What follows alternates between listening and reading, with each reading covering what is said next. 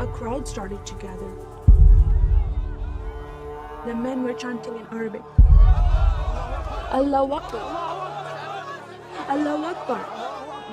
And my father and I, as I was holding his hand, were pushed to the front of this crowd.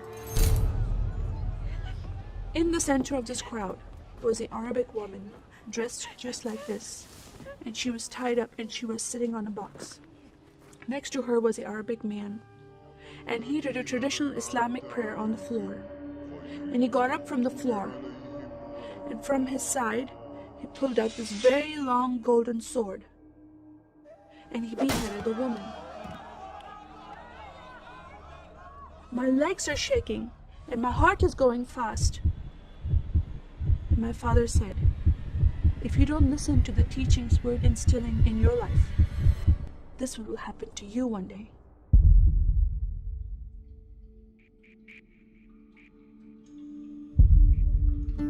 I was born and raised in a small country by the name of Kuwait, a community of 98% Muslim population. 2 of my uncles are imams, and 1 is president of a mosque, where I would hear the call to prayer 5 times a day.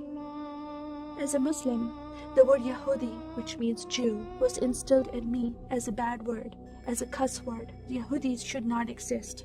They should be killed, and I never thought to question why would I hate them. I never met Jewish people in my life. They never did anything to harm my family. I just hated them. Just the word brought hatred in my heart. It's very important to learn the Quran and the Hadith and even memorize it in Arabic. I even entered a competition where you recite a long chapter in front of Islamic leaders and teachers.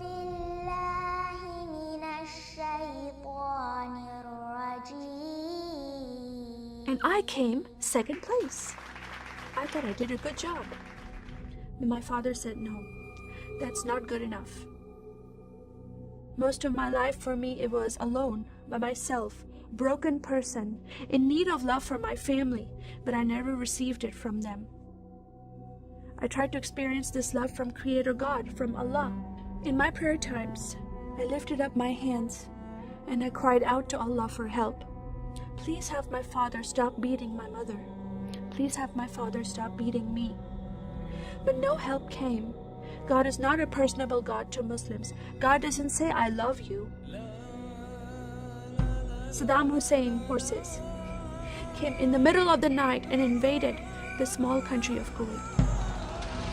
And then they came to my city and they destroyed property and they looted people's home and they stole possessions and they killed the men and they raped the women. Then we were granted asylum status to stay in the US.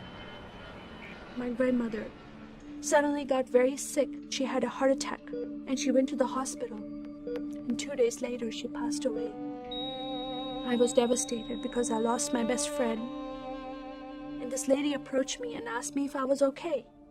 And I said, no, Paula, my grandmother died. And I just started to cry again. At that moment, I was hurting so much, only crying helped. And Paula came to me and put her arms around me and she gave me a hug.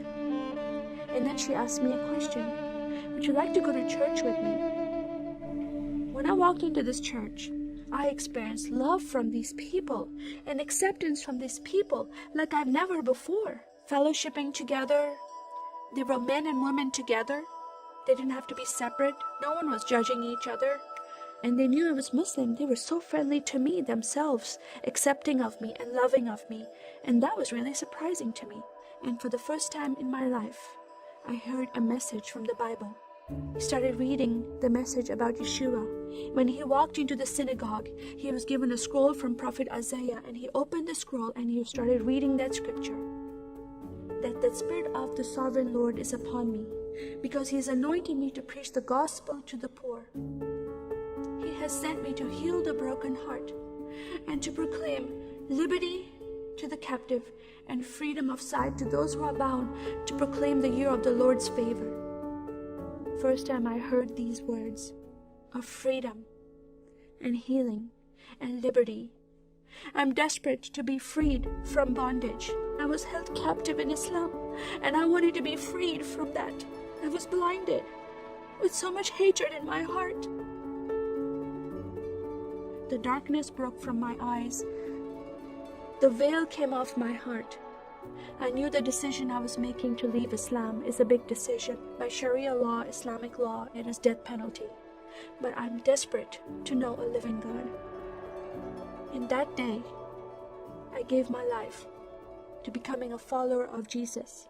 This is the God of Israel, God of Abraham, Isaac, and Jacob. And the nation of Israel is God's heartbeat. And I said, God, forgive me.